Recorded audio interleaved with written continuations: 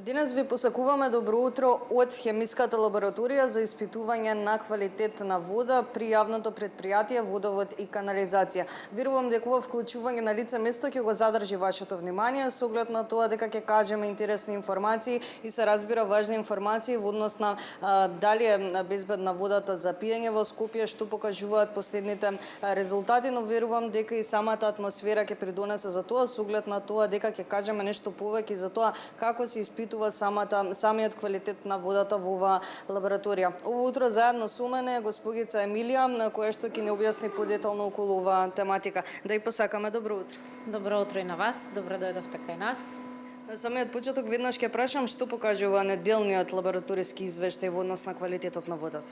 Неделниот извештај покажува дека сите испитани примероци кои што се донесени во нашиот сектор се исправни и одговараат на правилникот за безбедност за вода за пиење. Може ли да кажеме во однос на самото испитување на квалитетот на водата? Напоменав на нашите гледачи дека се наоѓаме во хемискиот дел, но имаме и микробиолошкиот дел. Како се врши самото испитување? Колку вработени работат на целиот тој процес? Значи вака, во секторот се состои од 3 лаборатории: хемиска лабораторија за питки води, хемиска лабораторија за површински и отпадни води и микробиолошка лабораторија. Во склоп на секторот имаме една екипа теренска која што оди секој ден на терен и ги зема примероците од одредени мерни места во градот Скопје и околината на градот. Значи, секојдневно се земаат примероци, се носат во секторите и понатаму се испитуваат во однос на физичко-хемискиот состав и микробиолошкиот квалитет на водата. Каде, во која лабораторија повеќе се поминува времето, така да прашам, во однос на самото работење, односно проверката на квалитетот на водата?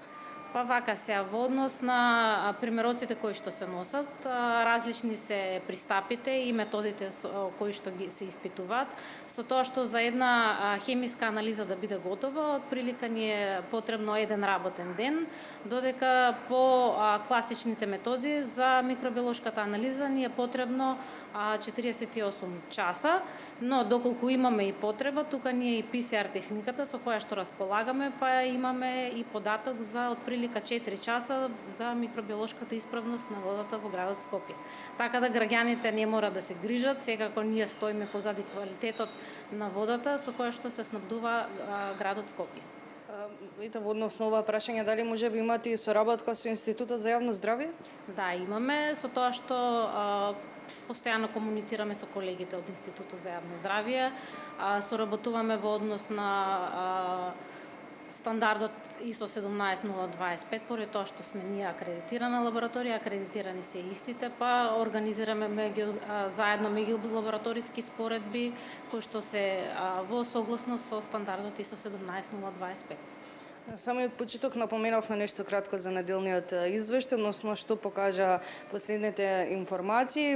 Сега во однос на тоа, напоменавме дека водата е безбедна за пиење, но кои се оние најчести заблуди кои што ги имаат нашите сограѓани според вас во однос на водата од чешма? Па најчести заблуди, вака би кажала дека водата која што излегува од чешмата кога е бела, дека тоа е хлор. Во суштина тоа не е хлор, туку тоа се заробени мјурчиња во внатрешноста на цевководниот систем и тоа се решава со едноставно испуштање на водата од славината и тоа е привидно во моментов ќе се изгубат мјурчињата и инаку хлорот, водата во Скопје се хлорира, поради тоа што не е законска обврска, меѓутоа хлорот не е бел. Некои други заблуди со оглед на ова дека навистина беше интересно и верувам многумина ќе се пронедат, дали може би има некои други заблуди за кои сте слушнали? Па најчестите заблуди се тоа, други заблуди има во однос на тврдината која што ја има дека е небезбедна. Водата која што доаѓа во градот Скопје од изворот Расче, кој што е карстен извор, по својот состав е карбонатен извор и водата е со средна тврдина, меѓутоа тоа не значи дека не е безбедна и здрава за пиење. Во однос на самата вода, пред самиот крај ќе прашам и колку водата од чешма е многу поквалитетна од флашираната вода?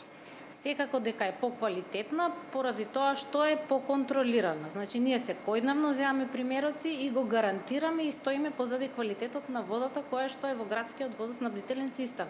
Додека од друга страна водата која што е пакувана не е толку контролирана и не можеме да знаеме со сигурност што све може да содржи. Значи вака пластичната амбалажа секако е понебезбедна поради тоа што содржи бисфенол А кој што е хормонски прекурсор, понатаму содржи ПФАСови кои што се многу штетни по човековото здравје, поголема содржина на фосфати и секако винил хлорид, односно нанопластика. Пластиката е нешто што е неизбежно и е штетно по човековото здравје и во тој контекст би можела да кажам дека побезбедна е стаклената амбалажа во однос на пластичната амбалажа. Тоа веќе ни е подобра опција доколку ни треба некада вода, доколку сме на пат и слично. Ви благодарам многу за одвоеното време и што имавме можност да имаме едно вклучување на лице место токму од оваа лабораторија. Ви благодарам и јас, секогаш сте добре дојдени. Благодарам уште еднаш. Се надевам дека уживавте во овој разговор и дека сите информации беа корисни и добро дојдени за вас.